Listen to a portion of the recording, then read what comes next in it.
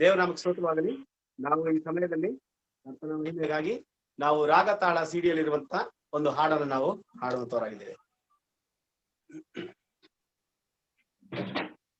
ಜಯ ಜಯವೆಂದು ನಾವು ಹಾಡುವೆವೆಂದು, ಜಯ ಜಯವೆಂದು ನಾವು ಹಾಡುವೆವೆಂದು, ನಂಬೀಸುರಾಜಗೆ ಹೊಸ ಗೀತೆ ಹಾಡುವೆವೆಂದು, ನಂಬೀಸುರಾಜಗೆ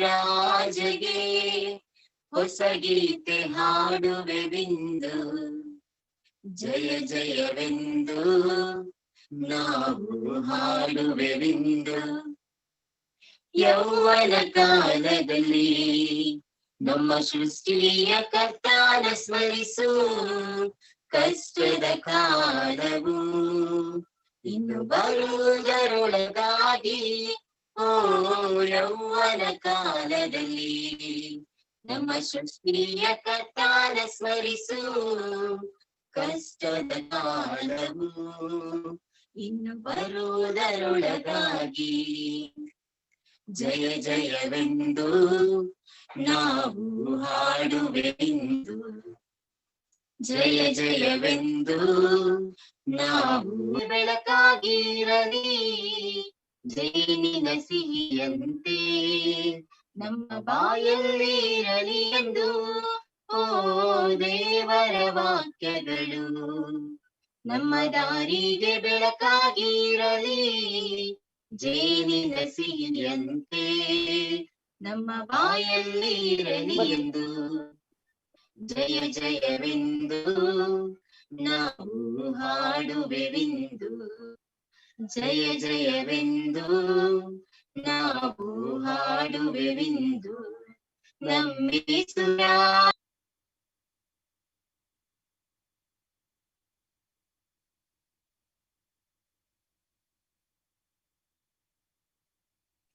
ಜಯ ಜಯವೆಂದು ನಾವು ಹಾಡುವೆವೆಂದು. ಜೂಮ್ ಕಾರ್ಯಕ್ರಮವನ್ನು ಆಯೋಜಿಸಿರುವಂತ ಕರ್ನಾಟಕ ಬ್ರದರನ್ ಯೂತ್ ಆತ್ಮೀಯ ಸಹೋದರಿಗೂ ಮತ್ತು ಈ ದಿನದ ಕಾರ್ಯಕ್ರಮವನ್ನ ನಿರೂಪಣೆ ಮಾಡುತ್ತಿರುವಂತಹ ಸಹೋದರ ಜಾನ್ ಪಾಲ್ ಅವರಿಗೂ ನಾನು ಪ್ರತ್ಯೇಕವಾದ ಕೃತಜ್ಞತೆಗಳನ್ನ ನಾನು ತಿಳಿಸುವಂತನಾಗಿದ್ದೇನೆ. ಕರ್ತನು ಕೊಟ್ಟಿರುವ ಆಸಕ್ತಿಗಾಗಿ, ನಿಮ್ಮ ಎಲ್ಲ ಜವಾಬ್ದಾರಿಗಾಗಿ ನಾನು ಬಹಳ ಸಂತೋಷವುಳ್ಳನಾಗಿದ್ದೇನೆ. ದೇವರು ನಿಮ್ಮನ್ನು ಆಶೀರ್ವದಿಸಲಿ. ಕಳೆದ ಬಾರಿ ಧ್ಯಾನ ಮಾಡಿದ ವಾಕ್ಯಗಳನ್ನ ನಮ್ಮ ಸಹೋದರ ಜಾನ್ ಪಾಲ್ ಅವರು ಒಂದು ಕ್ಲುಪ್ತ ಸ್ಟಡಿಯನ್ನೇ ಕೊಟ್ಟರು. ನಮಗೆ ಬಹಳ ಸಂತೋಷ ಆಯ್ತು. ದೇವರ ವಾಕ್ಯದಲ್ಲಿ ನಿಮಗಿರುವ ಆಸಕ್ತಿ ಮತ್ತು ಶ್ರದ್ಧೆ ನಾನು ದೇವರಿಗೆ ಸ್ತೋತ್ರ ಸಲ್ಲಿಸ್ತೇನೆ. ಪ್ರಿಯರೇ, ಇವತ್ತು ನಾವು ಧ್ಯಾನ ಮಾಡುವಂತ ವಾಕ್ಯ ಹಳೆ ಒಡಂಬಡಿಕೆಯಲ್ಲಿ ಒಂದು ಚಿಕ್ಕದಾದಂತ ಒಂದು ಪ್ರವಾದನೆಯ ಗ್ರಂಥ. ಪ್ರವಾದಿ ಚಿಕ್ಕವನಲ್ಲ, ಪ್ರವಾದಿಯ ಗ್ರಂಥದ ವಿವರಣೆ ಸಾರಾಂಶ ಚಿಕ್ಕದಾಗಿದೆ. ಹಾಗಾಗಿ ಅನೇಕ ಭಕ್ತರು ದೊಡ್ಡ ಹಿರಿಯ ಪ್ರವಾದಿಗಳು, ಕಿರಿಯ ಪ್ರವಾದಿಗಳಂತೇಳಿ ವಿಂಗಡಿಸಿದ್ದಾರೆ.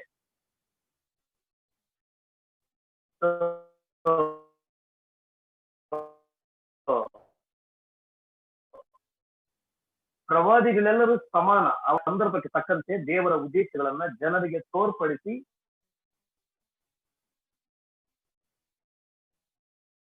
ಜನರನ್ನು ಪರಿವರ್ತನೆಗೊಳಿಸುವ. ಇವತ್ತು ಹಗ್ಗಾಯಿ ಕುರಿತಾಗಿ ಕೆಲವು ಅಂಶಗಳನ್ನ ಧ್ಯಾನ ಮಾಡ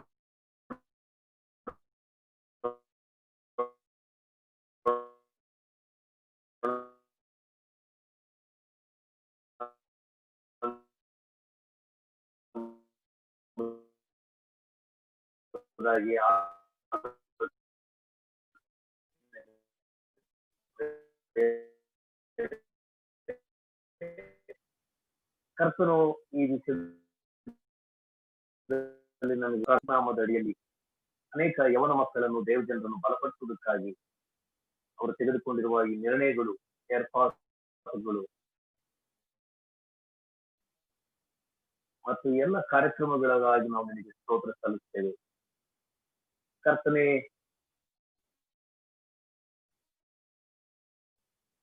ನಿಜವಾಗ್ಲೂ ಅವರ ಪ್ರಯಾಸವಿದೆ ಮತ್ತು ಶ್ರಮೆ ಇದೆ, ಭಾರವೂ ಇದೆ. ಅದಕ್ಕೆ ತಕ್ಕ ಪ್ರತಿಫಲವನ್ನು ಕೊಡಬೇಕಾಗಿ ನಾವು ಬೇಡುತ್ತೇವೆ. ಸಹಾಯ ಮಾಡು. ಈ ದಿನದಲ್ಲಿ ಅಲ್ಪನಾದ ನನಗೆ ಕೊಡಲ್ಪಟ್ಟಿರುವ ಈ ಅವಕಾಶಕ್ಕಾಗಿ ಸ್ತೋತ್ರ. ಕರ್ತನೆ, ನಾನು ಏನು ಇಲ್ಲ ಎಂಬುದಾಗಿ ನಿನ್ನ ಮುಂದೆ ತಗ್ಗಿಸಿಕೊಳ್ಳುತ್ತೇನೆ, ಒಪ್ಪಿಕೊಳ್ಳುತ್ತೇನೆ. ಯಥಾರ್ಥವಾಗಿ ನೀನು ನಿನ್ನ ಆತ್ಮನಿಂದ ತುಂಬಿಸಿ ಈ ಹಗ್ಗಾಯನ ಪ್ರವಾದನೆ ಗ್ರಂಥದಲ್ಲಿರುವ ಅಂಶಗಳನ್ನು ಬಹಳ ಸ್ಪಷ್ಟವಾಗಿ ನನಗೂ ನಮ್ಮೆಲ್ಲರಿಗೂ ನೀನೇ ವಿವರಣೆ ನೀಡಿ ಈ ದಿನಗಳ ಈ ಪರಿಸ್ಥಿತಿಗಳಿಗೆ ತಕ್ಕಂತೆ ನಮ್ಮೊಂದಿಗೆ ಮಾತನಾಡಿ ನಮ್ಮನ್ನು ಬಲಪಡಿಸಿ ಹುರಿದುಂಬಿಸಿ ಎಚ್ಚರಿಸಬೇಕಾಗಿ ಒಡೆಯನು ರಕ್ಷಕನಾಗಿರುವ ಯೇಸು ಕ್ರಿಸ್ತನ ಪರಿಶುದ್ಧ ನಾಮದಲ್ಲಿ ಸ್ತೋತ್ರಗಳೊಂದಿಗೆ ಬೇಡಿ ಹೊಂದಿದ್ದೇವೆ ನಮ್ಮ ತಂದೆ. ಆಮೇಲೆ ಓಕೆ, ಥ್ಯಾಂಕ್ ಯು ಬ್ರದರ್. ನಾನು ನೆನೆಸ್ತೇನೆ ನೀವೆಲ್ಲರೂ ಮ್ಯೂಟ್ ಆಗಿದ್ರಿ ಅಂತ ಹೇಳಿ.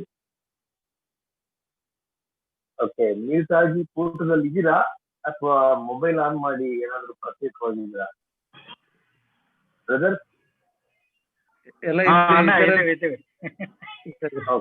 Okay okay. ಕಾರಣ ಏನಂತ ಹೇಳಿದ್ರೆ,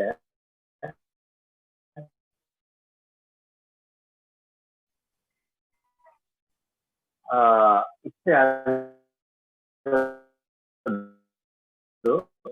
ಮಾತಾಡೋದಕ್ಕೂ ಬಹಳ ವ್ಯತ್ಯಾಸ ಇರ್ಬಾರ್ದು. ಅಂದ್ರೆ ಜನರನ್ನ ನೋಡಿ ಮಾತಾಡೋದಕ್ಕೂ ಮರೆಯಾಗಿ ಮಾತಾಡೋದಕ್ಕೂ ವ್ಯತ್ಯಾಸ. ಹಾಗಾಗಿ ನಾನು ಮೊಬೈಲ್ ನಲ್ಲೇ ಒಂದು ಓಪನ್ ಮಾಡಿದ್ರಿಂದ ಒಂದು 4 ಜನ ಫೋಟೋಗಳು ಮಾತ್ರ ಬರ್ತದೆ. 4 ಜನ ಆದ್ರೂ ಕೂಡ ನೀವು ವಿಡಿಯೋ ಆನ್ ಮಾಡಿದ್ರೆ ಇನ್ನೂ ಸ್ವಲ್ಪ ಆಸಕ್ತಿ ಮತ್ತು ಉತ್ಸಾಹ ಬರ್ತದೆ ಅಂತೇಳಿ ನಾನು ನಿಮ್ಮಲ್ಲಿ ಪ್ರೀತಿಯಿಂದ ರಿಕ್ವೆಸ್ಟ್ ಮಾಡ್ತೀನಿ. ಏನು ತೊಂದರೆ ಇಲ್ಲ ಅಂತ ಹೇಳಿ ನಾನು ಭಾವಿಸ್ತೀನಿ. ಬೇರೆ ಜಾನ್ಫಲೋ brother, okay thank you. Okay brother, ಯಾಕಂದ್ರೆ ಎಂಟಿ ಹಾಲ್ ನಲ್ಲಿ ಎಂದು ಮಾತಾಡಿ ಅಭ್ಯಾಸ ಇಲ್ಲ, ಖಾಲಿ ಸಭಾಮಂದಿರದಲ್ಲಿ ಯಾವತ್ತೂ ಮಾತಾಡಿಲ್ಲ, ಜನ ತುಂಬಿರುವಾಗ್ಲೇ ಮಾತಾಡಿದ್ದು. ಹಾಗಾಗಿ ಜನ ಇಲ್ಲಿದ್ದಾರೆ ಅಂತೇಳಿ ಕನಿಷ್ಠವಾಗಿ ಕಾಣ್ರೆ ಚೆನ್ನಾಗಿರ್ತದೆ, ಎಲ್ಲರಿಗೂ ಚೆನ್ನಾಗಿರ್ತದೆ. ಸೊ ನಿಮ್ಮೆಲ್ಲರ ಆಸಕ್ತಿಗಾಗಿ ನಾನು ದೇವರಿಗೆ ಸ್ತೋತ್ರ ಸಲ್ಲಿಸ್ತೇನೆ. ಈ ಅವಕಾಶ ಕೊಟ್ಟಂತ ನನ್ನ ಪ್ರಿಯರಿಗೆ ನಾನು ಮತ್ತೊಂದಾವರ್ತಿ ನನ್ನ ಪ್ರೀತಿ ವಂದನೆಗಳನ್ನು ತಿಳಿಸುವಂತನಾಗಿದ್ದೇನೆ. ನಮ್ಮ ಸಭೆಗಾಗಿ, ಸೇವೆಗಾಗಿ ನೀವೆಲ್ಲರೂ ಪ್ರಾರ್ಥನೆ ಮಾಡುವಂತವರು ಮತ್ತು ಅನೇಕ ವಿಷಯಗಳಲ್ಲಿ ಹುರಿದುಂಬಿಸುವವರು, ಮೊದಲು ಕೊಡುವಂತವ್ರು ಸಹೋದರರು ಈ ಗ್ರೂಪ್ ನಲ್ಲಿ ಇದ್ದೀರಿ. ಕರ್ತ ನಿಮ್ಮನ್ನು ಆಶೀರ್ವದಿಸಲಿ. ಕೊಟ್ಟಿರುವ ಆಸಕ್ತಿಗಾಗಿ ಹಗ್ಗಾಯ ಪ್ರವಾದನೆ ಗ್ರಂಥ ಪುಟದ ಸಂಖ್ಯೆ 1000 ಹಳೆ ಒಡಂಬಡಿಕೆಯಲ್ಲಿ ಕನ್ನಡ ಬೈಬಲ್ನಲ್ಲಿ ಈ ಒಂದು ಗ್ರಂಥದಲ್ಲಿ 2 ಅಧ್ಯಾಯ ಇದೆಲ್ಲ, 2 ಅಧ್ಯಾಯ. ಓಕೆ, ನನ್ನ ಬೈಬಲ್ 2 ಅಧ್ಯಾಯ ಇದೆ. ನಾನು ಎಣಿಸ್ತೇನೆ ನಿಮ್ಮ ಬೈಬಲ್ ಅಲ್ಲಿ ಕೂಡ ಹಾಗೆ ಇದೆ ಅಂತೇಳಿ. 2 ಅಧ್ಯಾಯಗಳು. ಹಗ್ಗಾಯನು ಎಂಬ ಮಾತಿಗೆ ಉತ್ಸಾಹ ಅಥವಾ ಹಬ್ಬ, ಮಹೋತ್ಸವ ಎಂಬುದಾಗಿ ಅರ್ಥ. ಕ್ರಿಸ್ತ ಪೂರ್ವ ಅಂದ್ರೆ BC 520 ರಿಂದ ಹಗ್ಗಾಯನ ಒಂದು ಚರಿತ್ರೆಯು, ಹಗ್ಗಾಯನ ಸೇವೆಯು ಪ್ರಾರಂಭವಾಗ್ತದೆ. ಹಗ್ಗಾಯನ ಕಾಲದ ಸಮಕಾಲಿಕರು ಜಕರ್ಯ ಮತ್ತು ಹಗ್ಗಾಯ, ಇವರು ಒಂದೇ ಕಾಲದಲ್ಲಿ ಇವರ ಸೇವೆಯನ್ನು ಮಾಡಿದಂಥವ್ರು. ನಾವು ಎಜ್ರನ ಗ್ರಂಥಕ್ಕೆ ಹೋಗೋದಾದ್ರೆ ಅಲ್ಲಿ ಎಜ್ರನ ಪ್ರವಾದನೆ ಗ್ರಂಥ, ಅಲ್ಲಿ ಹಗ್ಗಾಯನ ಕುರಿತಾದಂತ ಒಂದು ಸಂಕ್ಷಿಪ್ತ ಮಾಹಿತಿ ಇರುತ್ತದೆ. ಎಜ್ರನ ಗ್ರಂಥ 3ನೇ ಅಧ್ಯಾಯ.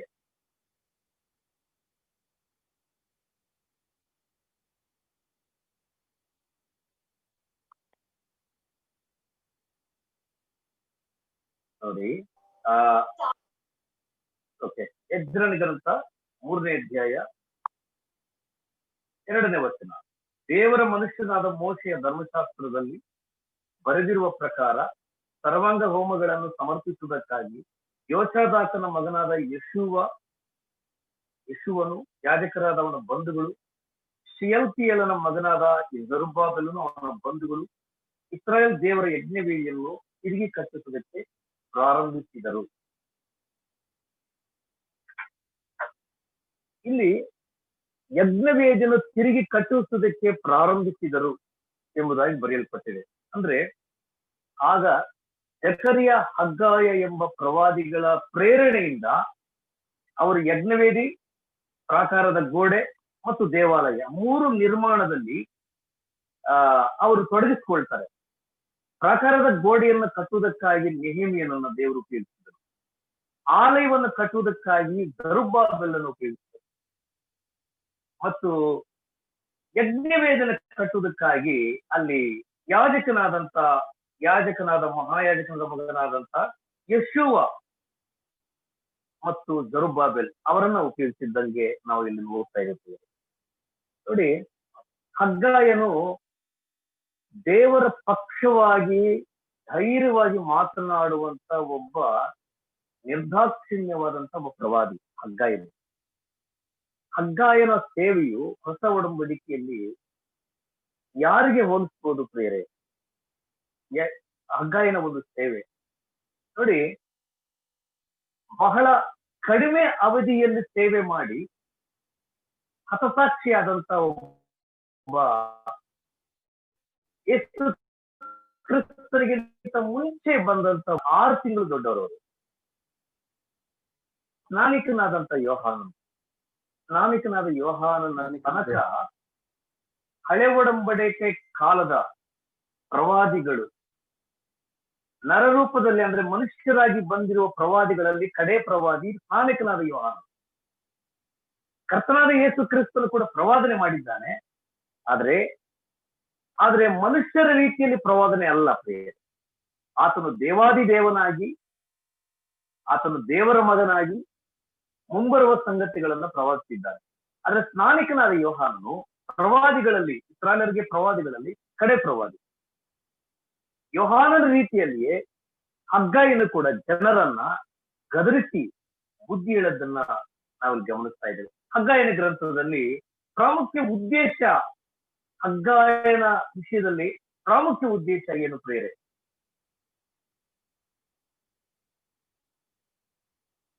ಒಂದನೇ ಅಧ್ಯಾಯ ಅಲ್ಲಿ ಯಾರಿಗಾದ್ರೂ ನಿಮಗೆ ಬೈಬಲ್ ಸಹಾಯ ಆಗ್ತದ ಓದ್ಲಿಕ್ಕೆ ಪ್ರೇರೆ? ಒಬ್ಬ ಸಹೋದರ ಸ್ಪಷ್ಟವಾಗಿ ಓದುವಂತ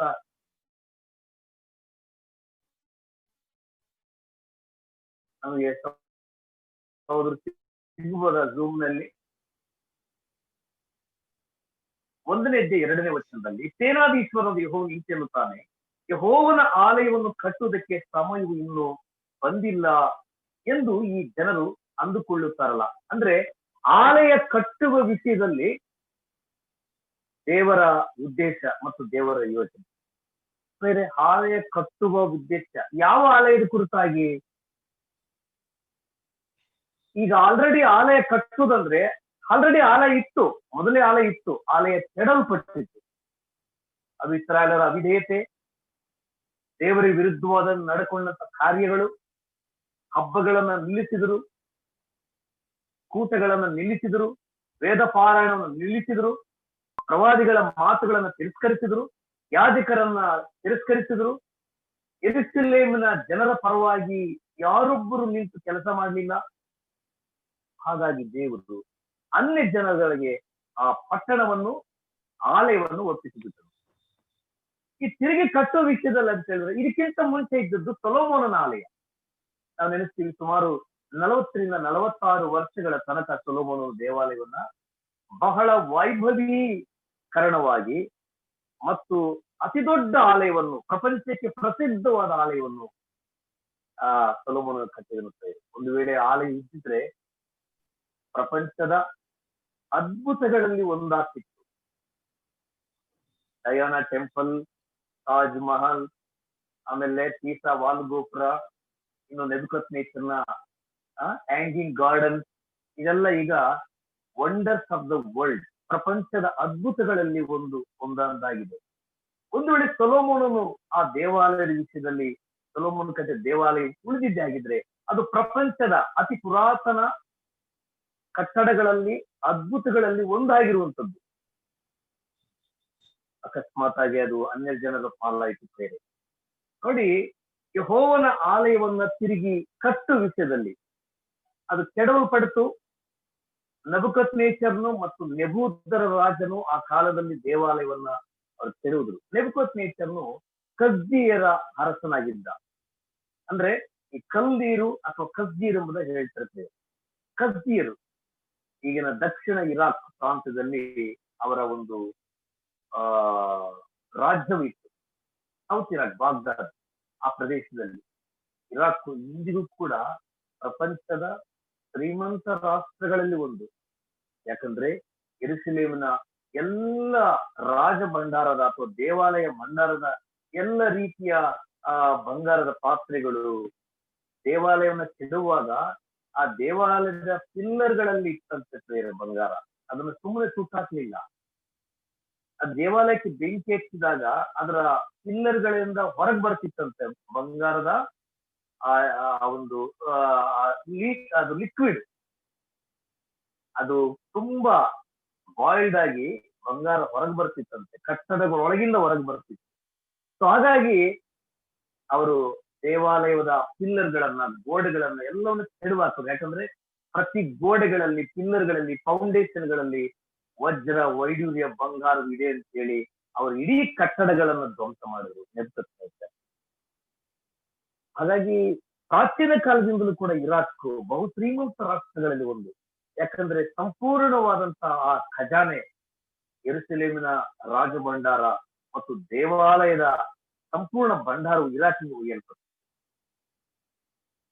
ನನ್ನ ಪ್ರಿಯ ಸಹೋದರ ಸಹೋದರಿ, ನಾವು ಆ ಚರಿತ್ರೆಗೆ ಹೋಗೋದು ಬೇಡ. ಆದ್ರೆ ದೇವಾಲಯವನ್ನು ತಿರುಗಿ ಕಟ್ಟುವ ವಿಷಯದಲ್ಲಿ ಹೇಳುವಂತ ಮಾತು ಸುಮಾರು ನೋಡಿ, 1ನೇ ಅಧ್ಯಾಯ 9ನೇ ವಚನದ 9-10 ಮಧ್ಯಭಾಗದಲ್ಲಿ ಹೇಳಲ್ಪಟ್ಟಿರೋ ಮಾತು, ನನ್ನ ಆಲಯವು ಹಾಳು ಬಿದ್ದಿದೆ, ನನ್ನ ಆಲಯವು ಹಾಳು ಬಿದ್ದಿದೆ.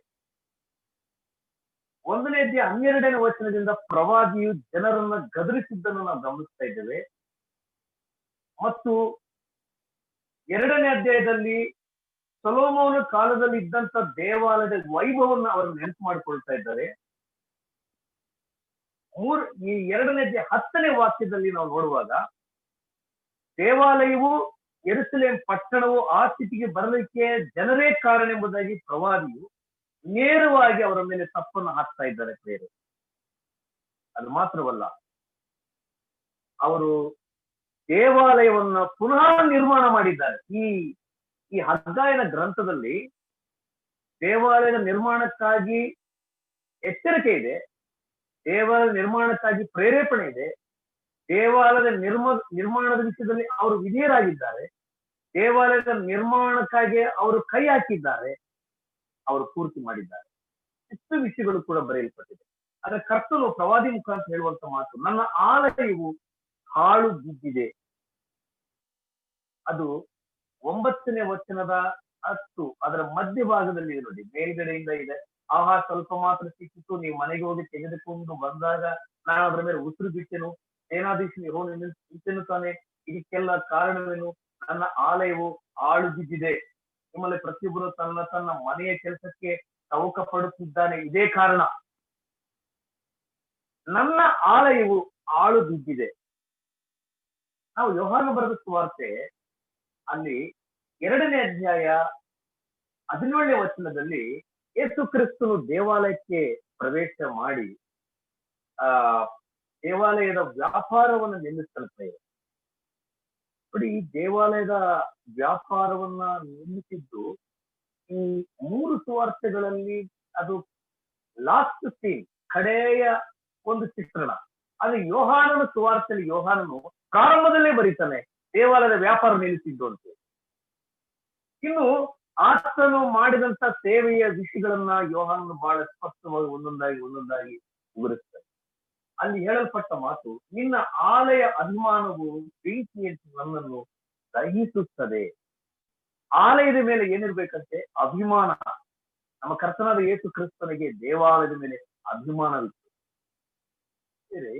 ಯೇಸು ಕ್ರಿಸ್ತನ ಕಾಲದಲ್ಲಿದ್ದಂತ ದೇವಾಲಯವು ಸೊಲೊಮೋನ್ ಕಟ್ಟಿದ ದೇವಾಲಯವಲ್ಲ. ಎರಡನೇದಾಗಿ ಜೆರುಬ್ಬಾಬೆಲ್ ಕಟ್ಟಿದ ದೇವಾಲಯ ಅಲ್ಲ. ಅದು ಯಾರು ಕಟ್ಟಿದ್ದದು? ದೇವಾಲಯವನ್ನ 3 ಸಾರಿ 3 ಜನರು ಕಟ್ಟಿದ್ರು. ಪ್ರಾರಂಭದಲ್ಲಿ ಸೊಲೊಮೋನನು ಕಟ್ಟಿದನು, ಸುಮಾರು 40 ರಿಂದ 46 ವರ್ಷಗಳ ತನಕ. ಆನಂತರ ಸೆರೆಯಿಂದ ಬಿಡುಗಡೆ ಆದ ಮೇಲೆ ಜೆರುಬ್ಬಾಬೆಲನು ಅವನ ಸಂಗಡ ಯೆಹೋಶುವನು, ಹಗ್ಗಾಯಿ, ಜಕರಿಯ ಅವರ ಪ್ರವಾದನೆಗಳ ಮೂಲಕವಾಗಿ ಪ್ರೇರೇಪಿಸಲ್ಪಟ್ಟು ಜೆರುಬ್ಬಾಬೆಲ್ ಕಟ್ತಾನೆ. ಆ ದೇವಾಲಯವನ್ನು ಕೂಡ ಕೆಡುತ್ತಾರೆ. ಮೂರನೇದಾಗಿ ಹೇರೋದನು ಕಟ್ಟಿಸ್ತಾರೆ. ಯಹೂದ್ಯರ ಪ್ರೀತಿಯನ್ನು ಸಂಪಾದನೆ ಮಾಡಿಕೊಳ್ಳುವುದಕ್ಕಾಗಿ 1ನೇ ಹೇರೋದನು ಕಟ್ಟಿಸ್ತಾರೆ. ಯೇಸು ಕ್ರಿಸ್ತನ ಕಾಲದಲ್ಲಿದ್ದಂತ ದೇವಾಲಯವು ಅದು ಹೇರೋದನು ಕಟ್ಟಿಸಿದ ದೇವಾಲಯ. ಹಾಗಾಗಿ ದೇವಾಲಯವಿತ್ತು, ಅದರ ದೇವಾಲಯದಲ್ಲಿ ಇರಬೇಕಾದದ್ದು ಇರಲಿಲ್ಲ. ದೇವಾಲಯದಲ್ಲಿ ಏನಿರಬೇಕು ಪ್ರಿಯರೇ? ದೇವಾಲಯದಲ್ಲಿ ಸೊಲೊಮೋನು ಕಟ್ಟಿದ ದೇವಾಲಯವು ಪ್ರತಿಷ್ಠಾಪನೆ ದಿನದಲ್ಲಿ ಸೊಲೊಮೋನು ಈ ರೀತಿ ಪ್ರಾರ್ಥನೆ ಮಾಡಿದ್ರು: ಈ ಆಲಯವು ನಿನಗೆ ಪ್ರತಿಷ್ಠಿತವಾಗಿರಲಿ ಮತ್ತು ಈ ಆಲಯವು ನಿನ್ನ ಮಹಿಮೆಯಿಂದ ತುಂಬಿರಲಿ. ಆಲಯ ಅಂದ್ರೆ ಅದು ಮಹಿಮೆಯಿಂದ ತುಂಬಿರಬೇಕು, ಬರೀ ಆಲಯವಾಗಿರಬಾರದು ಪ್ರಿಯರೇ.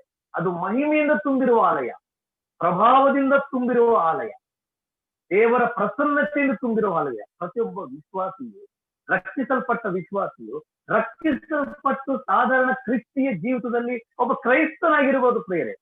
ಆತ್ಮನಿಂದ ತುಂಬಲ್ಪಟ್ಟ ಕ್ರೈಸ್ತನಾಗಿ, ಭಕ್ತಿಯಿಂದ ತುಂಬಲ್ಪಟ್ಟ ಕ್ರೈಸ್ತನಾಗಿ, ಕ್ರಿಸ್ತಿಯ ನಡವಳಿಕೆಯುಳ್ಳ ಕ್ರೈಸ್ತನಾಗಿ ಜೀವಿಸಬೇಕಾಗಿದೆ.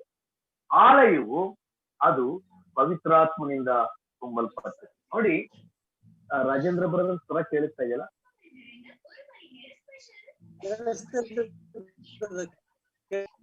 ಕೇಳ್ತಾ ಇದೆ ನಾ, ಕೇಳ್ತಾ ಇದೆ. ಕೇಳ್ತಾ ಇದೆ. Okay, thank you. ಹೆರೋದನು ಕಟ್ಟಿಸಿದ ದೇವಾಲಯದಲ್ಲಿ ದೇವರ ಮಹಿಮೆ ಮತ್ತು ಪ್ರಭಾವವು ಇರಲಿಲ್ಲವಾದ್ದರಿಂದ ಆ ದೇವಾಲಯದಲ್ಲಿ ಏನ್ ನಡೀತಾ ಇತ್ತು ಪ್ರಿಯರೇ? ಆ ದೇವಾಲಯದಲ್ಲಿ ಏನ್ ನಡೀತಾ ಇತ್ತು? ಏನ್ ನಡೀತಿತ್ತು ಆ ದೇವಾಲಯದಲ್ಲಿ? ವ್ಯಾಪಾರಗಳು ನಡೀತಾ ಇತ್ತು, ಲೇವಾದೇವಿ ನಡೀತಾ ಇತ್ತು, ಕೊಡೋದು ತಗೊಳ್ಳೋದು ನಡೀತಾ ಇತ್ತು, ವಂಚನೆ ಸುಳ್ಳು ನಡೀತಾ ಇತ್ತು, ಮೋಸ ನಡೀತಾ ಇತ್ತು. ದೇವಾಲಯದಲ್ಲಿ ಏನ್ ನಡೀತಾ ಇದೆ? ಇವತ್ತು ಪಾಶ್ಚಾತ್ಯ ದೇಶಗಳು, ಜರ್ಮನಿ ಮತ್ತೆ UK, ಇಂಗ್ಲೆಂಡ್, ನೆದರ್ಲ್ಯಾಂಡ್, ಐಲ್ಯಾಂಡ್ ಎಲ್ಲ ಪ್ರದೇಶಗಳಲ್ಲಿ ನಮ್ಮ ಹಿಂದಿನ ಕಾಲದಲ್ಲಿ ಕಟ್ಟಲ್ಪಟ್ಟಂತ ಶ್ರೇಷ್ಠ ಕಟ್ಟಡಗಳು, ಚರ್ಚ್ ಕಟ್ಟಡಗಳನ್ನ ಅವರು ಬಿಗ್ ಬಜಾರ್, ಸೂಪರ್ ಮಾರ್ಕೆಟ್, ಆಮೇಲೆ ಕೆಲವರು ಮಸೀದಿ ಮಾಡ್ಕೊಂಡಿದ್ದಾರೆ, ಬಿಗ್ ಬಜಾರ್ ಮಾಡ್ಕೊಂಡಿದ್ದಾರೆ, ಸೂಪರ್ ಮಾರ್ಕೆಟ್ ಮಾಡ್ಕೊಂಡಿದ್ದಾರೆ, ಬಾರ್ ಮಾಡ್ಕೊಂಡಿದ್ದಾರೆ, ಕ್ಲಬ್ಗಳು ಮಾಡ್ಕೊಂಡಿದ್ದಾರೆ. ಕ್ಲಬ್ಗಳು, ಚರ್ಚ್ ಬಿಲ್ಡಿಂಗ್ ಗಳನ್ನ ಕ್ಲಬ್ಗಳು ಮಾಡ್ಕೊಂಡಿದ್ದಾರೆ. ಕಾರಣ ಏನಂದ್ರೆ ಚರ್ಚ್ಗಳಿಗೆ ಜನ ಇಲ್ಲ. ಹಾಗಾಗಿ ಚರ್ಚ್ ಕಮಿಟಿಯವರು ಅದನ್ನ ಮಾರಿ ಬೇರೆ ಕಡೆಗೆ ಹೋಗ್ತಾರೆ, ಯಾವುದೋ ಒಂದು ರಿಲಿಜಿಯನ್ ಚರ್ಚ್ಗಳಿಗೆ ಹೋಗ್ತಾರೆ. ನನ್ನ ಪ್ರಿಯ ಸಹೋದರ ಸಹೋದರಿ, ಯಾಕಂದ್ರೆ ಕಟ್ಟಡಗಳು ದೇವರನ್ನ ಮಹಿಮೆ ಪಡಿಸೋದಿಲ್ಲ. ಕಟ್ಟಡ ಒಳಗಿರುವ ಜನವು ದೇವರನ್ನ ಮಹಿಮೆ ಪಡಿಸ್ತಾರೆ. ಹಳೆ ಒಡಂಬಡಿಕೆ ಕಾಲದಲ್ಲಿ ಕಟ್ಟಡ ಬಹಳ ಪ್ರಾಮುಖ್ಯ ಮತ್ತು ಸ್ಥಳ, ಯೆರೂಸಲೇಮ್ ಸ್ಥಳ ಮತ್ತು ಯೆರೂಸಲೇಮಿನ ದೇವಾಲಯ ಬಹಳ ಪ್ರಾಮುಖ್ಯ. ಹೊಸ ಒಡಂಬಡಿಕೆಯಲ್ಲಿ ಬಹಳ ಪ್ರಾಮುಖ್ಯ ಯಾವುದು? 1 ಕೊರಿಂಥ 3ನೇ ಅಧ್ಯಾಯ ಓದ್ತೇವೆ.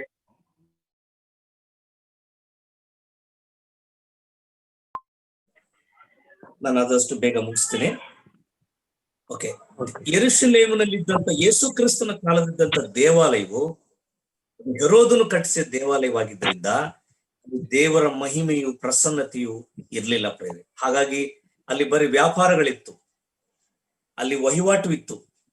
ನಾವು ದೇವರ ವಾಕ್ಯದಲ್ಲಿ ಸುವಾರ್ತೆಗಳು ಓದ್ತೇವೆ, ನಿಮ್ಮ ಹೃದಯವು ಪಾಪವು ಮತ್ತು ವಂಚನೆಗಳಿಂದ ತುಂಬಿದೆ, ನಿಮ್ಮಲ್ಲಿ ದೇವರ ಆತ್ಮನು ಇಲ್ಲದೆ ಇರುವ ಪಕ್ಷದಲ್ಲಿ ಎಂಬುದಾಗಿ ಅನೇಕ ಕಡೆ ಬರೆಯಲ್ಪಟ್ಟಿದೆ. ನಾವಿಲ್ಲಿ ಗಮನಿಸುವಂತ ಬಹಳ ಪ್ರಾಮುಖ್ಯವಾದ ವಿಷಯ ಅಂದ್ರೆ, ಯೆಹೋವನ ಆಲಯವನ್ನ ನೀವು ತಿರುಗಿ ಕಟ್ಟಬೇಕು. ನೋಡಿ, ನೀವು ಕಟ್ಟಬೇಕು ಎಂಬುದಾಗಿ ಹೇಳಿದೆ. ಹಾಗಾದ್ರೆ ಆಲಯವು ಏನಾಗಿದೆ? 9ನೇ ವಚನ, ಆಲಯವು ಪಾಳು ಬಿದ್ದಿದೆ. ಆಲಯವು ಪಾಳು ಬಿದ್ರೆ ಅದು ಕಣ್ಣಿಗೆ ಕಾಣುವಂಥದ್ದು, ಅದರ ಹಿಂದೆ ನಡೆಯುವಂತ ಎಲ್ಲ ಕಾರ್ಯಗಳು ಕೂಡ ಏನಾಗಿರ್ತವೆ ಪ್ರಿಯರೇ? ಅದರ ಹಿಂದೆ ಆಲಯದಲ್ಲಿ ನಡೆಯುವಂತ ಕಾರ್ಯಗಳು, ಆಲಯದಲ್ಲಿ ಬಲಿಯರ್ಪಣೆ ಕಾರ್ಯ ನಡೀತದೆ, ಆಲಯದಲ್ಲಿ ಯಾಜಕನು ನೈವೇದ್ಯ ಮಾಡಬೇಕು, ಆಲಯದಲ್ಲಿ ಧರ್ಮೋಪದೇಶವನ್ನು ಪ್ರಸಂಗ ಮಾಡಬೇಕು, ಆಲಯದಲ್ಲಿ ನ್ಯಾಯ ವಿಚಾರಣೆಗಳು ನಡೀಬೇಕು, ಆಲಯದಲ್ಲಿ ಧೂಪ ಹಾಕಬೇಕಾಗಿತ್ತು, ಆಲಯವು ನೈವೇದ್ಯಗಳನ್ನು ಸಮರ್ಪಿಸಬೇಕಾಗಿತ್ತು ಮತ್ತು ಆಲಯದ ಕಡೆಗೆ ಅವರು ತಿರುಗಿಕೊಂಡು ಯೆಹೋವನಿಗೆ ವಿಜ್ಞಾಪನೆ ಮಾಡಬೇಕಾಗಿತ್ತು. ಯಾಜಕನು ನಿತ್ಯವೂ ದೀಪಗಳನ್ನು ಹಚ್ಚಿಸುತ್ತಿರಬೇಕು. ವರ್ಷಕ್ಕೊಂದಾವರ್ತಿ ಮಹಾಯಾಜಕನು ರಕ್ತವನ್ನು ತೆಗೆದುಕೊಂಡು ಅತಿ ಪರಿಶುದ್ಧವಾದ ಸ್ಥಳ ಪ್ರವೇಶ ಮಾಡಬೇಕು. ಆಲಯವು ಪಾಳು ಬಿದ್ದಿದೆ, ಆಲಯದಲ್ಲಿ ನಡೀತಕ್ಕಂಥ ಎಲ್ಲ ಸೇವೆಗಳು ಕೂಡ ಪಾಳು ಬಿದ್ದಿವೆ ಅಥವಾ ಹಾಳಾಗಿದೆ. ಹೊಸ ಒಡಂಬಡಿಕೆಯ ಒಂದು ಏನು ತೋರಿಸ್ತದೆ ಈ ಚಿತ್ರಣ ಅಂದ್ರೆ, ಹೊಸ ಒಡಂಬಡಿಕೆಯಲ್ಲಿ ಹಿಬ್ರಿ ಗ್ರಂಥಕರ್ತನು ಬರಿತಾನೆ ಪ್ರೇರೆ. ಹಿಬ್ರಿ ಗ್ರಂಥಕರ್ತನು ಏನು ಬರೀತಾನೆ? 11ನೇ ಅಧ್ಯಾಯ 25ನೇ ವಚನ. ಸಭೆಯಾಗಿ ಕೂಡಿಕೊಳ್ಳುವುದನ್ನು ಕೆಲವರು ರೂಢಿಯಾಗಿ ಬಿಟ್ಟಿರುವ ಪ್ರಕಾರ ನಾವು ಬಿಟ್ಟು ಬಿಡದೆ ಒಬ್ಬರನ್ನೊಬ್ಬರು ಎಚ್ಚರಿಸೋಣ. ಸಭೆಯಾಗಿ ಕೂಡಿಕೊಳ್ಳುವುದನ್ನು ಕೆಲವರು ರೂಢಿಯಾಗಿ ಬಿಟ್ಟಿದ್ದಾರೆ. ಸಭೆಯಾಗಿ ಯಾಕೆ ಕೂಡಿಕೊಳ್ಳಬೇಕು ಪ್ರಿಯರೇ?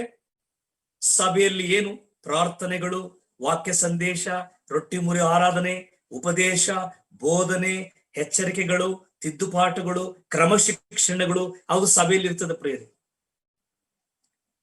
ನೋಡಿ, ನಾವು ಅದೇ ಎಲ್ಲಿಗೆ ಬಂದ್ರು, ಹಗ್ಗಾಯನ ಪ್ರವಾದನೆ ಗ್ರಂಥಕ್ಕೆ ಬರೋದಾದ್ರೆ 1ನೇ ಅಧ್ಯಾಯ 5 ಮತ್ತು 7ನೇ ವಚನದಲ್ಲಿ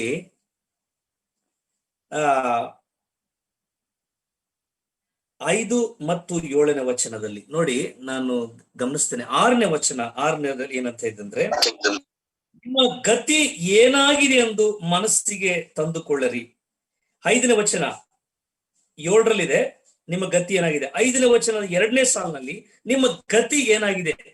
ಮೂಲ ಭಾಷೆಯಲ್ಲಿ ನಿಮ್ಮ ನಡತೆ ಹೇಗಿದೆ, ನಿಮ್ಮ ಪ್ರವರ್ತನೆ ಹೇಗಿದೆ ಎಂಬುದಾಗಿ ಬರೆಯಲ್ಪಟ್ಟಿದೆ. ನಿಮ್ಮ ಗತಿ ಅಲ್ಲ, ಅದು ನಿಮ್ಮ ಪ್ರವರ್ತನೆ ನೀವು ಆಲೋಚನೆ ಮಾಡಬೇಕು.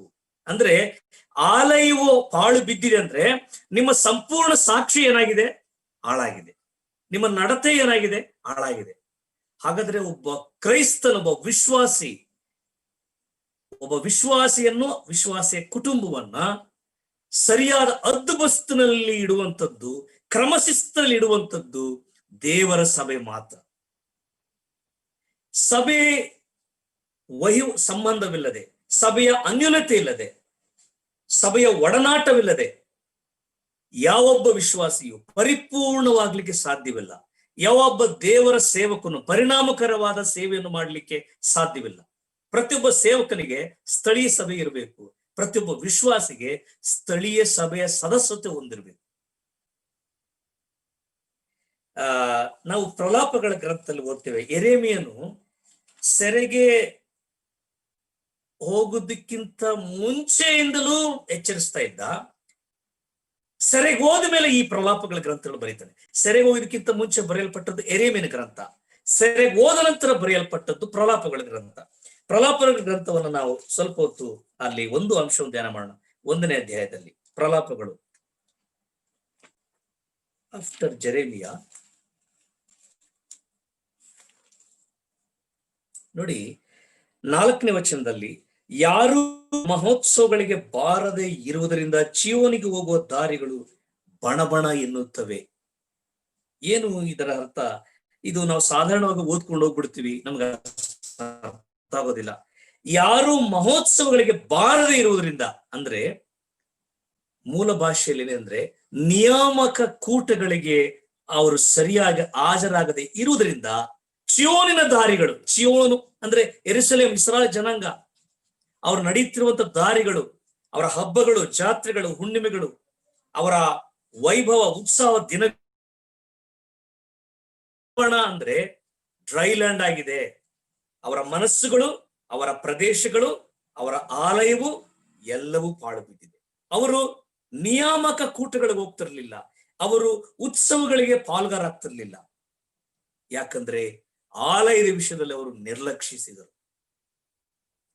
ದೇವಾಲಯದ ವಿಷಯದಲ್ಲಿ ಅವರಿಗೆ ಆಸಕ್ತಿ ಇರಲಿಲ್ಲ, ಅವಿಧೇಯತೆ ಇತ್ತು, ನಿರ್ಲಕ್ಷ್ಯ ಭಾವನೆ ಇತ್ತು.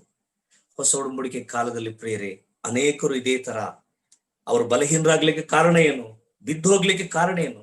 ನೋಡಿ, ಸಡನ್ ಆಗಿ ಯಾರು ಬೀಳಲ್ಲ. ತಕ್ಷಣವೇ ಯಾರು ಬೀಳಲ್ಲ ಪ್ರೇರೆ. ತಕ್ಷಣವೇ ಯಾರನ್ನು ದೇವರು ಶಿಕ್ಷಿಸೋದು ಇಲ್ಲ. ತಕ್ಷಣವೇ ಯಾರನ್ನು ದೇವರು ನಾಶನಕ್ಕೆ ಅವರನ್ನ ಗುರಿ ಮಾಡುವುದಿಲ್ಲ. ಅವರನ್ನ ಹಂತ ಹಂತವಾಗಿ ಅವರ ಬಲಹೀನತೆಯ ಮಟ್ಟ, ಅವರ ವೀಕ್ನೆಸ್ ಪರ್ಸೆಂಟೇಜ್ ಮೇಲೆ ಅವರನ್ನ ದೇವರು ಕೈ ಬಿಡುತ್ತಾನೆ ಪ್ರೇರೆ. ಇಸ್ರಾಯೇಲ್ ಪ್ರಜೆಗಳು ಒಂದೇ ಸಾರಿ ಅವರು ಸೆರೆಗೊಯ್ಯಲ್ಪಡಲಿಲ್ಲ. ಅವರು ಪ್ರಾರಂಭದಲ್ಲಿ ದೇವರ ಮಾತನ್ನ ತಿರಸ್ಕಾರ ಮಾಡಿದ್ರು, ದೇವ ಜನರನ್ನು ತಿರಸ್ಕಾರ ಮಾಡಿದ್ರು, ದೇವರ ಪ್ರವಾದನೆಗಳನ್ನು ತಿರಸ್ಕಾರ ಮಾಡಿದ್ರು, ದೇವರ ಆಜ್ಞೆಗಳನ್ನು ತಿರಸ್ಕಾರ ಮಾಡಿದ್ರು. ನಾವು ಒಂದು ವಾಕ್ಯದಲ್ಲಿ ಓದ್ತೇವೆ, ಎಲ್ಲಿ ಅಂದ್ರೆ ನೆಹೆಮೀಯನ ಗ್ರಂಥ ಓದೋಣ. ಅವರ ಒಂದು ಅವಿಧೇಯತೆಯ ತಿರಸ್ಕಾರವು ಅಲ್ಲಿ ಸ್ಪಷ್ಟವಾಗಿ ಬರೆಯಲ್ಪಟ್ಟಿದೆ. ನೆಹೆಮೀಯನ ಗ್ರಂಥ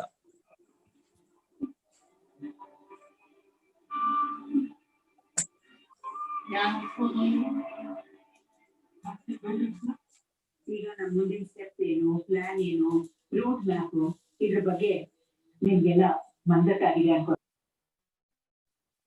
30ನೇ ವಚನ. ಓಕೆ, 9:30 ನೆಹೆಮೀಯ 9:30. ನೆಹೆಮೀಯ 9:30. ನೆಹೆಮೀಯ 9:30 ಓದೋಣ. ನಿನ್ನ ಆತ್ಮನಿಂದ ಅವರನ್ನು ಎಷ್ಟು ಎಚ್ಚರಿಸುತ್ತಿದ್ದರೂ ಅವರು ಕಿವಿಗೊಡದೆ ಹೋದ ಮೇಲೆ ನೀನು ಅವರನ್ನು ಅನ್ಯ ದೇಶಗಳವರ ಕೈಗೆ ಒಪ್ಪಿಸಿ ಬಿಟ್ಟಿದ್ದಿ.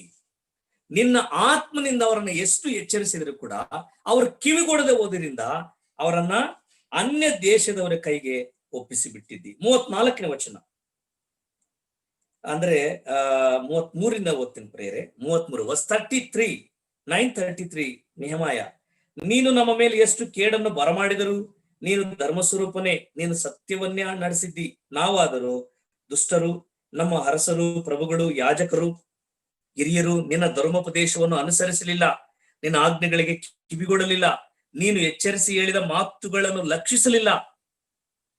ಅವರು ಸ್ವರಾಜ್ಯದಲ್ಲಿದ್ದುಕೊಂಡು ನೀನು ದಯಪಾಲಿಸಿದ ಸಮೃದ್ಧಿಯನ್ನು ಅನುಭವಿಸುತ್ತಾ ನಿನ್ನ ಅನುಗ್ರಹದಿಂದ ದೊರಕಿದ ಸಾರವುಳ್ಳ ವಿಸ್ತಾರ ದೇಶದಲ್ಲಿ ವಾಸಿಸುತ್ತಾ ಇರುವಾಗ ನಿನ್ನನ್ನು ಸೇವಿಸದೆಯೂ ತಮ್ಮ ದುಷ್ಕೃತ್ಯಗಳನ್ನು ಬಿಡದೆಯೂ ಇದ್ದುದರಿಂದಲೇ ಈಗ ನಾವು ದಾಸರಾಗಿದ್ದೇವೆ. ಯಾರಿಗೆ ದಾಸರಾಗಿದ್ದೇವೆ? ನೆಬೂಕದ್ನೆಚ್ಚರನಿಗೆ, ಅನ್ಯ ದೇಶದವನಾದ ನೆಬೂಕದ್ನೆಚ್ಚರನಿಗೆ ದಾಸರಾಗಿದ್ದೇವೆ, ಕೋರೋಷನಿಗೆ ದಾಸರಾಗಿದ್ದೇವೆ, ದಾರ್ಯಾವೇಶನಿಗೆ ದಾಸರಾಗಿದ್ದೇವೆ, ಅರ್ಥಶಸ್ತ್ರನಿಗೆ ದಾಸರಾಗಿದ್ದೇವೆ. ಇವರೆಲ್ಲರೂ ಅನ್ಯ ರಾಜರು. ಕಸ್ದೀರು ಆಳಿದ್ರು, ಅನಂತರ ಮಾತಿಯರು, ಮೇದ್ಯರು, ಪಾರ್ಸಿಯರು ಆಳಿದ್ರು, ಮೇದ್ಯರು, ಪಾರ್ಸಿಯರು. ಮೂರನೇದಾಗಿ ಗ್ರೀಕರು ಆಳಿದ್ರು. ಗ್ರೀಕರು ಕೂಡ ಅನ್ಯರು, ಅವ್ರು ಯಾರು ಯಹೂದ್ಯರಲ್ಲ, ಇಬ್ರು ಇರಲ್ಲ. ಗ್ರೀಕರು ಆಳಿದ್ರು ಯೆರೂಸಲೇಮನ್ನು. ಅನಂತರ ರೋಮನ್ನರು ಆಳಿದ್ರು, ಅವರು ಅನ್ಯರೇ, ಅವ್ರು ಯಾರು ಯೆಹೋವನನ್ನ ಆರಾಧನೆ ಮಾಡೋರಲ್ಲ, ಧರ್ಮಶಾಸ್ತ್ರವನ್ನು ಗೌರವಿಸೋರಲ್ಲ, ಯೆರೂಸಲೇಮನ್ನ ಗೌರವಿಸೋರಲ್ಲ, ಅವ್ರ ಅನ್ಯರು. ಬೇರೆ ನಾವು ಲೂಕನ ಬರೆದ ಸುವಾರ್ತೆ, ಒಬ್ಬ ಸಹೋದರ ನಿಮ್ಮಲ್ಲಿ ಯಾರಾದ್ರೂ ಇದ್ರೆ ಲೂಕ 21:24 ಓದಿ ನೋಡಿ. ಒಬ್ರು ಲೂಕ 21:24 ನೀವು ಆನ್ ಮಾಡ್ಕೊಳ್ಳಿ, ಅಂದ್ರೆ ಅನ್ಮ್ಯೂಟ್ ಮಾಡಿ ಓದಿ. ಲೂಕ 21:24. ಅವರು ಕತ್ತಿಯ ಬಾವಿಗೆ ಬೀಳುವರು, 21:24. ಅವರನ್ನು ಅನ್ಯ ದೇಶಗಳಿಗೆಲ್ಲ ಸೆರೆಹಿಡಿದುಕೊಂಡು ಹೋಗುವರು. ಅನ್ಯ ದೇಶದವರ ಅನ್ಯ ದೇಶದವರ ಸಮಯಗಳು ಪೂರೈಸುವ ತನಕ ಯೆರೂಸಲೇಮ್ ಪಟ್ಟಣವು ಅನ್ಯ ದೇಶದವರಿಂದ ತುಳಿದಾಡಲ್ಪಡುತ್ತಿರುವುದು. ನೋಡಿ, ಅನ್ಯ ಜನರ ಕಾಲವು ಪರಿಪೂರ್ಣವಾಗುವವರೆಗೂ, ಅಂದ್ರೆ ಅಲ್ಲಿಂದ ಪ್ರಾರಂಭ ಆಯ್ತು. ಎಲ್ಲಿಂದ ಪ್ರಾರಂಭ ಆಯ್ತು ನೋಡಿ. ಇಸ್ರಾಯೇಲರನ್ನು ಪ್ರಥಮವಾಗಿ ಆಳಿದಂತ ಅರಸನು ಸೌಲನು, ಎರಡನೇದಾಗಿ ಆಳಿದಂತವನು ದಾವೀದನು, ಮೂರನೇದಾಗಿ ಆಳಿದಂತವನು ಸೊಲೊಮೋನನು. ಅವರ 3 ಜನ ಏಕರಾಜ್ಯವಾಗಿರುವಾಗ ಆಳಿದ್ರು. ಸೊಲೊಮೋನನ ಕಾಲವಾದ ನಂತರ ಸೊಲೊಮೋನನ ಮಗ ರೆಹಬ್ಬಾಮನು ಮತ್ತು ಯಾರೊಬ್ಬಾಮನು, ಇವರ ಕಾಲದಲ್ಲಿ ಇಸ್ರಾಯೇಲ್ ರಾಜ್ಯವು ಭೇದ ಬಂತು. ಅಂದ್ರೆ ಎರಡಾಯ್ತು. ದಕ್ಷಿಣ ರಾಜ್ಯವನ್ನು ಯಹೂದ ರಾಜ್ಯ ಎಂಬುದಾಗಿ, ಉತ್ತರ ರಾಜ್ಯವನ್ನು ಇಸ್ರಾಯೇಲ್ ರಾಜ್ಯ ಎಂಬುದಾಗಿ. ಉತ್ತರ ರಾಜ್ಯಕ್ಕೆ 10 ಗೋತ್ರಗಳು ಸೇರಿಸಲ್ಪಟ್ಟವು, ದಕ್ಷಿಣ ರಾಜ್ಯಕ್ಕೆ 2 ಗೋತ್ರಗಳು, ಯೂದ ಮತ್ತು ಬೆನ್ಯಾಮೀನನು. ಯೆರೂಸಲೇಮನ್ನ ಯಹೂದ್ಯರು ಆಳ್ತಾ ಇದ್ರು. ಮೇಲೆ ಬಂದಾಗ ಉತ್ತರ ರಾಜ್ಯ, ಅದು ಇಸ್ರಾಯೇಲ್ ರಾಜ್ಯ, ಅಲ್ಲಿನ ಪ್ರವಾದಿಗಳು ಬೇರೆ, ಅರಸರು ಬೇರೆ. ದಕ್ಷಿಣ ರಾಜ್ಯದ ಪ್ರವಾದಿಗಳು ಬೇರೆ, ಅರಸರು ಬೇರೆ. ಆದ್ರೆ ಒಂದು ಯಹೂದ್ಯರ ಕಾಲ, ಯಹೂದರ ಅರಸರ ಕಾಲ ಅಥವಾ ಇಸ್ರಾಯೇಲರ ಅರಸರ ಕಾಲ ಎಂಬುದ ಹೇಳ್ಕೊಂಡು ಬರ್ತಾ ಇದ್ರು. ಯಾವಾಗ ಅವರು ಸೆರೆಗೆ ಹೋದ್ರು ಅಲ್ಲಿಂದ ಅನ್ಯ ಜನರ ಕಾಲ ಎಂಬುದ ಹೇಳ್ತಾ ಇದ್ರು. ಅವರು ಸೆರೆಗೆ ಹೋಗಿದ್ದು ಪ್ರಿಯರೇ ಕ್ರಿಸ್ತ ಪೂರ್ವ 580 ನೆಬೂಕದ್ನೆಚ್ಚರನು ಯೆರೂಸಲೇಮಿನ ಮೇಲೆ ದಾಳಿ ಮಾಡಿ 3 ಬಾರಿ ದಾಳಿ ಮಾಡಿ ಜನರನ್ನು, ಯೆರೂಸಲೇಮಿನ ದೇವಾಲಯವನ್ನು ಹಾಳು ಮಾಡಿದರ ವಸ್ತುಗಳನ್ನು, ಅನೇಕ ಬೆಲೆಯುಳ್ಳ ಪಾತ್ರೆಗಳನ್ನು ಕೊಂಡೊಯ್ದರು. ಆಗ ಅನ್ಯ ಜನರ ಕಾಲ ಪ್ರಾರಂಭವಾಯಿತು. ಅಂದಿನಿಂದ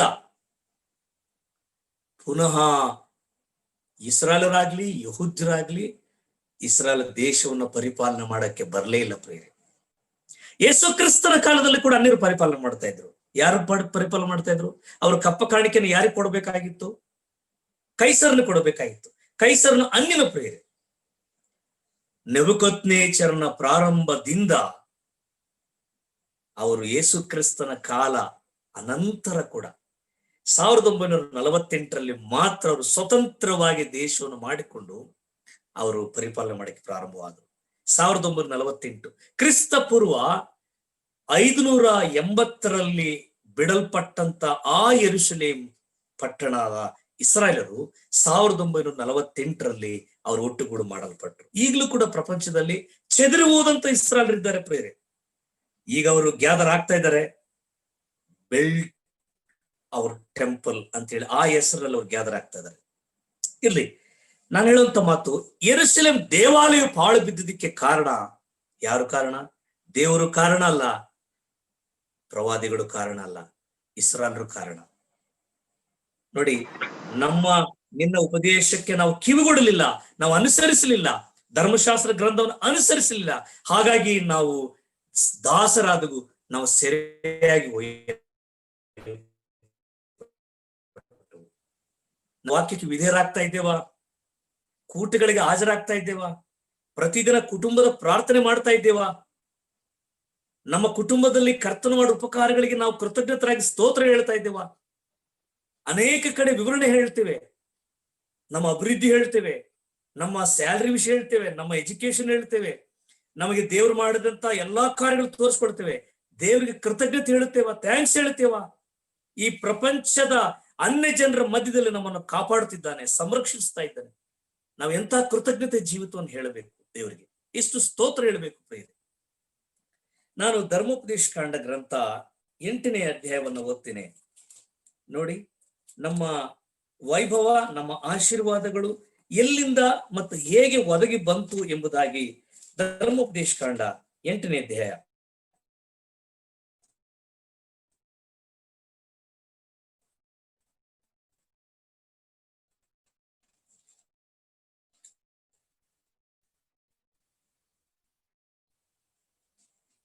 ಮನೆಗಳನ್ನು ಕಟ್ಟಿಸಿಕೊಂಡು ಅವುಗಳಲ್ಲಿ ವಾಸವಾಗಿರುವ ಕಾಲದಲ್ಲಿ ನಿಮ್ಮ ದನಗಳು, ಆಡು ಕುರಿಗಳು, ನಿಮ್ಮ ಬೆಳ್ಳಿ ಬಂಗಾರವು ಆಸ್ತಿಯಲ್ಲಿ ಹೆಚ್ಚುತ್ತಿರುವಾಗ ಒಂದು ವೇಳೆ ನೀವು ಮದಿಸಿ ನಿಮ್ಮ ದೇವರಾದ ಯೆಹೋವನನ್ನು ಮರೆತೀರಿ.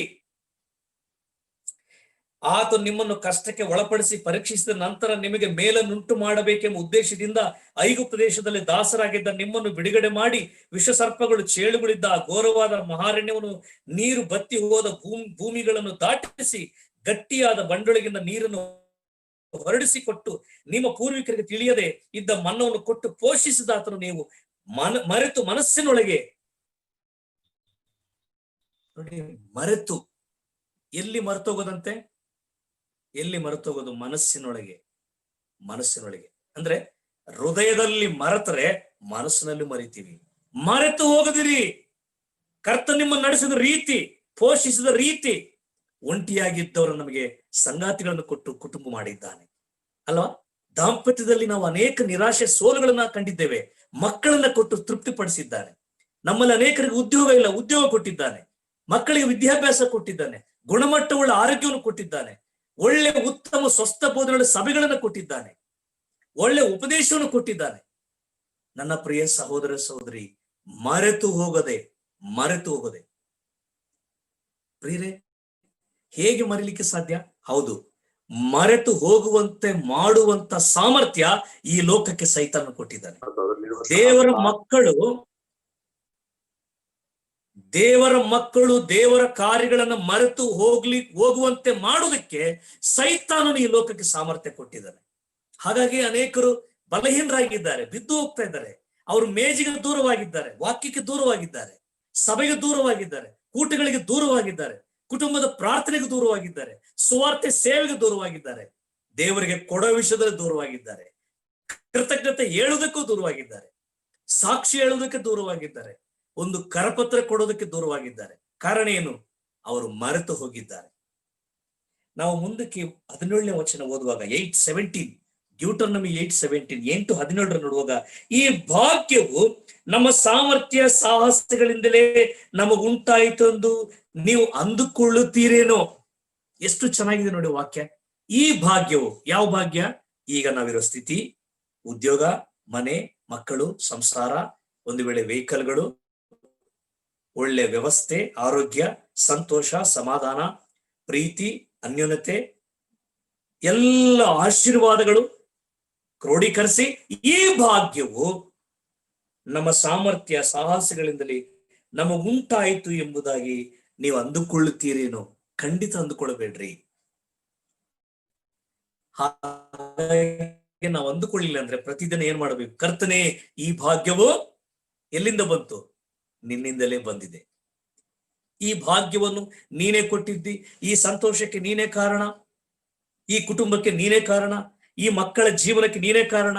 ಈ ವಿದ್ಯಾಭ್ಯಾಸ, ಉದ್ಯೋಗ, ಆದಾಯ, ಈ ಪ್ರಮೋಷನ್ಸ್, ಇನ್ಕ್ರಿಮೆಂಟ್ಗಳು, ಈ ವಾಹನಗಳು, ನಮ್ಮ ಸಭೆ ಅನ್ಯೋನ್ಯತೆ, ನಮ್ಮ ಸೇವೆ ಜೀವನ, ನಮ್ಮ ಆತ್ಮೀಯ ಜೀವನ, ಇದಕ್ಕೆಲ್ಲ ನೀನೇ ಕಾರಣ. ಪ್ರತಿದಿನ ನಾವು ದೇವರಿಗೆ ಕೃತಜ್ಞತೆ ಹೇಳೋದನ್ನ ಮರಿಬಾರದು. ಇಸ್ರಾಯೇಲ್ ಜನರು ಅವರನ್ನ ತಕ್ಷಣವೇ ಸೆರೆಗೆ ಒಯ್ಯುವಂತೆ ಮಾಡಲಿಲ್ಲ. ದೇವರು ಅವರನ್ನ ಎಚ್ಚರಿಸುತ್ತಾ ಪ್ರವಾದಿಗಳನ್ನ ಕಳಿಸಿದನು, ಯಾಜಕರನ್ನ ಕಳಿಸಿದನು, ಅರಸರನ್ನ ಕಳಿಸಿದನು, ನಾಯಕರನ್ನ ಕಳಿಸಿದನು, ಅನೇಕ ಇಸ್ರಾಯೇಲ್ ಗೋತ್ರ ಪ್ರಧಾನರನ್ನು ಕಳಿಸಿದನು. ಅವರ ಯಾವ ಎಚ್ಚರಿಕೆಗಳು ಒಳಗಾಗಲಿಲ್ಲ.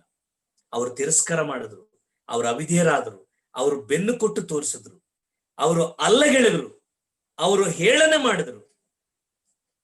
ಆದ್ರಿಂದ ದೇವರು ತೆಗೆದುಕೊಂಡ ನಿರ್ಣಯ ಯಾವುದಂದ್ರೆ ಅವರನ್ನು ಅನ್ಯ ಜನರ ಕೈಗೊಪ್ಪಿಸಿದರು. ನನ್ನ ಪ್ರಿಯ ಸಹೋದರ ಸಹೋದರಿ, ದೇವರು ಯಾವಾಗಲೂ ಪ್ರೀತಿ ದೇವರು, ಆದರೆ ಆತನು ಕ್ರಮವಿಲ್ಲದೆ ನಮ್ಮನ್ನು ಪ್ರೀತಿಸೋದಿಲ್ಲ. ಏನ್ ಹೇಳಿ? ನೀವೆಲ್ಲರೂ ಅನ್ಮ್ಯೂಟ್ ಮಾಡಿ. ಕ್ರಮವಿಲ್ಲದೆ ನಮ್ಮನ್ನು ಪ್ರೀತಿಸೋದಿಲ್ಲ.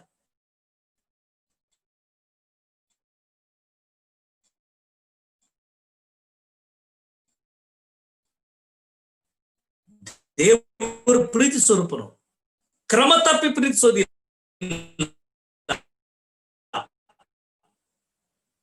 ತನ್ನ ನೀತಿ ಸೆಳೆಕೊಳ್ಳುತ್ತದೆ, ಕ್ಷಮಿಸುತ್ತದೆ, ಬರಮಾಡಿಕೊಳ್ಳುತ್ತದೆ.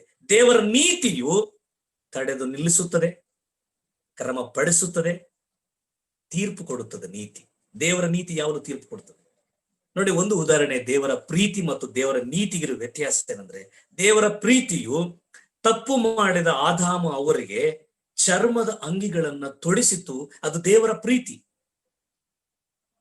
ದೇವರ ನೀತಿಯು ಅದೇ ದಿನದಲ್ಲಿ ಅವರನ್ನ ಏದೇನ್ ವನದಿಂದ ಹೊರಗೆ ಹಾಕಿತ್ತು, ಅದು ದೇವರ ನೀತಿ.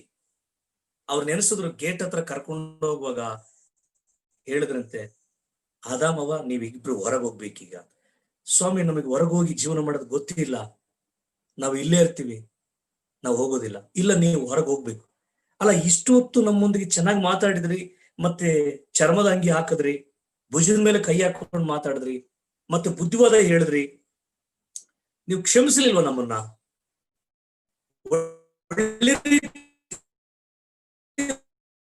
ಬರಮಾಡ್ಕೊಂಡ್ರಲ್ಲ. ನಿಮ್ಮ ಮೇಲೆ ನಾನು ತೋರುವಂತ ನಿಷ್ಕಳಂಕವಾದ, ನಿರ್ದಾಕ್ಷಿಣ್ಯವಾದ, ನಿಷ್ಪಕ್ಷಪಾತವಾದ ಪ್ರೀತಿ. ಮತ್ತೆ ಈಗ ಗೇಟಿಂದ ಹೊರ ಕಳಿಸ್ತಾ ಇರೋದು, ಅದು ನನ್ನ ನೀತಿ. ನನ್ನ ನೀತಿಯು ನೀತಿಯನ್ನು ಬಿಟ್ಟು ನಾನು ಯಾರನ್ನು ಪ್ರೀತಿಸೋದಿಲ್ಲ. ಅದಕ್ಕೆ ಹೊಸ ಒಡಂಬಡಿಕೆಯಲ್ಲಿ 1 ಕೊರಿಂಥ 5ನೇ ಅಧ್ಯಾಯದಲ್ಲಿ ಆ ಅವಿಧೇಯತೆಯನ್ನು, ಆ ಪಾಪಿಯನ್ನು, ಆ ದುಷ್ಟನನ್ನು ಇನ್ನು ನಿಮ್ಮೊಳಗಿಟ್ಟುಕೊಂಡು ನೀವು ಆರಾಧನೆ ಮಾಡ್ತಾ ಇದ್ದೀರಿ ಹೇಳ್ತಾರೆ ಪ್ರೇರೆ. ಅದು ದೇವರ ಒಂದು ನೀತಿಯನ್ನು ತೋರಿಸ್ತದೆ. 2ನೇ ಕೊರಿಂಥಕ್ಕೆ ನಾವು ಬರುವಾಗ ಪೌಲ್ ಹೇಳ್ತಾನೆ, ಅವನಿಗೆ ಕೊಟ್ಟ ಶಿಕ್ಷೆ ಈಗ ಸಾಕು, ಅವನನ್ನು ಸೇರಿಸ್ಕೊಳ್ಳಿ, ಅದು ದೇವರ ಪ್ರೀತಿ. ಒನೇಸಿಮನಿಗೆ ಸಿಕ್ಕಿದ್ದು ದೇವರ ನೀತಿ. ಸೆರೆಮನೆಯಲ್ಲಿ ಪೌಲ ಮೂಲಕ ಒನೆಸಿಮನಿಗೆ ಸಿಕ್ಕಿದ್ದು ದೇವರ ಪ್ರೀತಿ.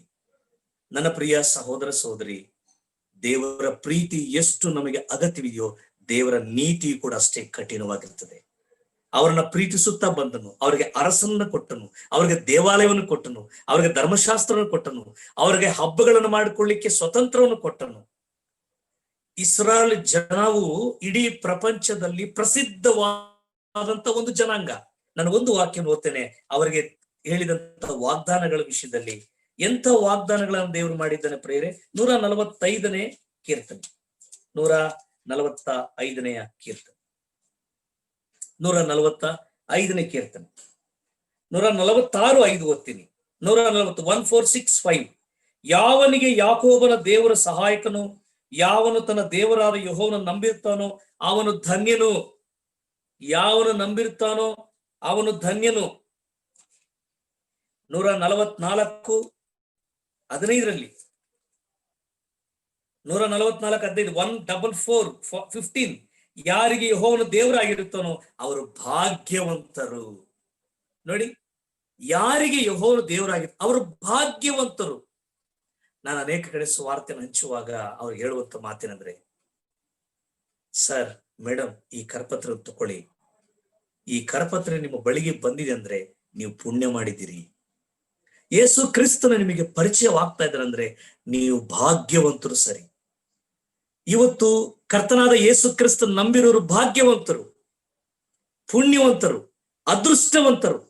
ನೋಡಿ, ಅಂತ ಒಂದು ಅದೃಷ್ಟವಂತರು, ಪುಣ್ಯವಂತರು, ಭಾಗ್ಯವಂತರು ಅವರು 70 ವರ್ಷಗಳ ಕಾಲ ಬಾಬೆಲ್ ದೇಶದಲ್ಲಿ ಅವರು ಸೆರೆಯಾಗಿ ಹೋಗ್ಬೇಕಾಗಿತ್ತು. ಬಾಬೆಲ್ ದೇಶಕ್ಕೆ ಅವರು ಸೆರೆಯಾಗಿ ಹೋದ್ರು. ಅನ್ಯ ರಾಜರ ಕೈಯಲ್ಲಿ ಹಿಡಿತದಲ್ಲಿದ್ದರು, ಅನ್ಯ ದೇಶದವರ ಕೈಲಿದ್ದರು. ಕೋರೋಷನ ಕಾಲದಲ್ಲಿ ಯೆರೆಮೀಯನ ಮುಖಾಂತರ ಇಳಿಸಲ್ಪಟ್ಟಂತ ವಾಕ್ಯದ ಆಧಾರದ ಮೇರೆಗೆ 70 ವರ್ಷಗಳ ಆದ ಮೇಲೆ ಕೋರೋಷನ ಕಾಲದಲ್ಲಿ ಅವರಿಗೆ ಬಿಡುಗಡೆ ಆಯಿತು. ಅವರು ಜೆರುಬ್ಬಾಬೆಲನು ಒಂದು ಗುಂಪನ್ನು ತೆಗೆದುಕೊಂಡು ಯೆರೂಸಲೇಮಿಗೆ ಬರ್ತಾನೆ. ಎಜ್ರನು ಒಂದು ಗುಂಪನ್ನು ತೆಗೆದುಕೊಂಡು ಮನೆ ವಸ್ತುಗಳು, ಸಾಮಾನುಗಳನ್ನು ಶೃಂಗಾರ ಮಾಡಿಕೊಂಡಿದ್ದಾರೆ. ಅದಕ್ಕೆ ಹಗ್ಗಾಯನ್ ಹೇಳ್ತಾನೆ, ನೀವು ಮನೆಗಳನ್ನು ಚೆನ್ನಾಗಿ ಕಟ್ಟಿಕೊಂಡಿದ್ರಿ, ಈಗ ಆಲಯವು ಹಾಳು ಬಿದ್ದಿದೆ.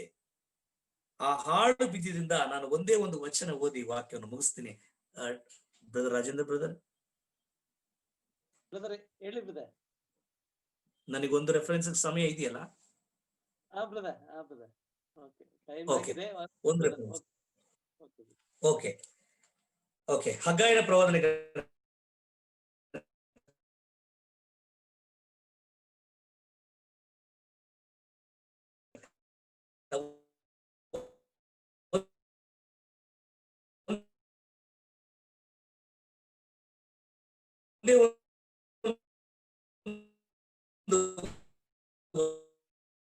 ವಚನ ಹೇಳಿ ಮುಗಿಸ್ತೀನಿ.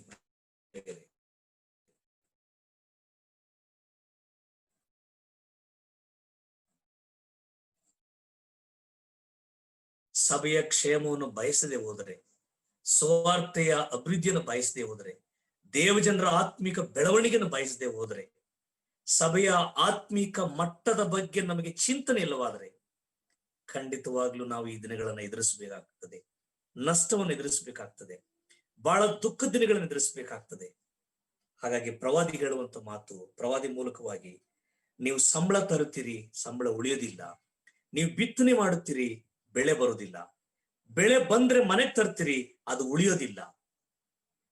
ಭೂಮಿನ ನೀವು ಚೆನ್ನಾಗಿ ನೀವು ಹಸನ ಮಾಡ್ತೀರಿ, ನಾನು ಮಳೆ ಬರ್ಸೋದಿಲ್ಲ.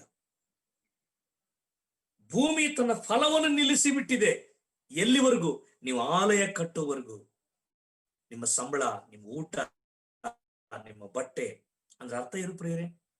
ನೀವು ಹೊಟ್ಟೆ ತುಂಬ ಊಟ ಮಾಡ್ತೀರಿ, ನಿಮಗೆ ಮೈಗೆ ಅದು ಹತ್ತದಂತೆ ನಾನು ಮಾಡ್ತೀನಿ. ನೀವು ಒಳ್ಳೆಯ ಕರ್ಲಾನ್ ಬೆಡ್ ಮೇಲೆ ಮಲಗ್ತೀರಿ, ನಾನು ನಿದ್ರೆ ಕೊಡೋದಿಲ್ಲ. ತಿಂಗಳೆಲ್ಲ ನೀವು ದುಡಿತೀರಿ, ನಿಮ್ಮ ಸಂಬಳ ಉಳಿದಂಗೆ ಮಾಡ್ತೀನಿ. ಬಹಳ ಬೆವರು ಸುರಿಸ್ತೀರಿ, ಯಾವ ಫಲ ಇಲ್ದಂಗೆ ಮಾಡ್ತೀನಿ. ಇದೆಲ್ಲ ದೇವರ ಕೈಲಿರೋದು ಪ್ರೇರೆ. ಒಂದು ತಿಂಗಳು 30 ದಿನ ದುಡಿತೀವಿ, ಆದ್ರೆ ಕೈಯಲ್ಲಿ ಇರೋದಿಲ್ಲ. ನಾವು ಹೊಟ್ಟೆ ತುಂಬ ಊಟ ಮಾಡ್ತೀವಿ, ಅದರ ಸಾರಾಂಶ ನಮ್ಮ ಶರೀರಕ್ಕೆ ಹತ್ತೋದಿಲ್ಲ. ಬೆಡ್ ಮೇಲೆ ಕಾಸ್ಟ್ಲಿ ಬೆಡ್ ಮೇಲೆ ಮಲಗ್ತೀವಿ, ಒಳ್ಳೆ ನಿದ್ರೆ ಮಾಡಕ್ ಸಾಧ್ಯ ಇಲ್ಲ. ಒಳ್ಳೆ ಮನೆಗಳನ್ನು ಕಟ್ಸ್ಕೊಂಡಿರ್ತೀವಿ, ಸಂತೋಷ ಸಮಾಧಾನ ಇರ್ಲಿಕ್ಕೆ ಸಾಧ್ಯ ಇಲ್ಲ. ಕಾರಣ ಇಷ್ಟೇ, ದೇವರಿಗಾಗಿ ನಾವು ಮಾಡಬೇಕಾದ ಕಾರ್ಯಗಳು ಯಾವ್ದಾದ್ರು ಬಾಕಿ ಇರೋದಾದ್ರೆ, ಬ್ಯಾಲೆನ್ಸ್ ಇರೋದಾದ್ರೆ ಅವುಗಳನ್ನ ನಾವು ಮಾಡ್ಲೇಬೇಕು. ಒಂದು ವೇಳೆ ಅದು ಸಭೆಯ ಸೇವೆನಾ, ಒಂದು ವೇಳೆ ಅದು ಸ್ವಾರ್ಥ ಸೇವೆನಾ, ಅದು ಮಕ್ಕಳ ಸೇವೆನಾ, ಅದು ದೇವರ ರಾಜ್ಯದ ವಿಸ್ತೀರ್ಣ ವಿಷಯದಲ್ಲ, ಅದು ಬೈಬಲ್ ಸ್ಟಡಿ, ಅದು ಸಂಡೇ ಸ್ಕೂಲ್ ಸೇವೆ, ಅದು ಯವನ ಮಕ್ಕಳ ಮಧ್ಯದಲ್ಲಿ ಸೇವೆ, ಅದು ಅನೇಕರನ್ನ ಪ್ರೋತ್ಸಾಹ ಪಡಿಸೋ ಸೇವೆ, ಸ್ತ್ರೀಯರ ಮಧ್ಯದಲ್ಲಿ ನಡೆಯೋ ಸೇವೆ, ಇನ್ನೊಬ್ಬರ ಆತ್ಮಿಕ ಬೆಳವಣಿಗೆ ವಿಷಯದಲ್ಲಿ, ಉಪಚಾರ ಮಾಡೋ ವಿಷಯದಲ್ಲಿ, ಆರೈಕೆ ಮಾಡೋ ವಿಷಯದಲ್ಲಿ, ಯಾವುದಾದ್ರೂ ಕೂಡ ಕರ್ತನಿಗಾಗಿ ಮಾಡುವಂತ ಸೇವೆ ನಾವು ನಿಲ್ಲಿಸಿದ್ರೆ ನಾವು ಅನುಭವಿಸ್ತೇವೆ. ಕರ್ತನಿಗಾಗಿ ಆಸಕ್ತರಾಗಿರೋಣ, ಶ್ರದ್ಧೆಯಲ್ಲಿರೋಣ, ಭಯಭಕ್ತಿಯಲ್ಲಿರೋಣ, ನಂಬಿಗಸ್ತರಾಗಿರೋಣ. ಆತನ ಬರೋಣ ಸಮೀಪವಾಗಿದೆ. ಆತನ ಕೆಲಸಕ್ಕೆ ಕೈ ಹಾಕೋಣ. ಸಭೆ ಸೇವೆ, ಸ್ವಾರ್ಥ ಕೆಲಸ, ಆತ್ಮಿಕ ಬೆಳವಣಿಗೆ ವಿಷಯದಲ್ಲಿ ನಾವು ಮುಂದುವರಿಯೋಣ. ಕರ್ತ ನಮ್ಮ ನಡೆಸಲಿ. ದೇವರ ಆಲೋಚನೆ ನಮಗೋಸ್ಕರ ಆಶೀರ್ವದಿಸಲಿ. ಅವಕಾಶ ಕೊಟ್ಟ ಎಲ್ಲರಿಗೂ ನನ್ನ ಪ್ರೀತಿಯ ವಂದನೆ. Thank you brother.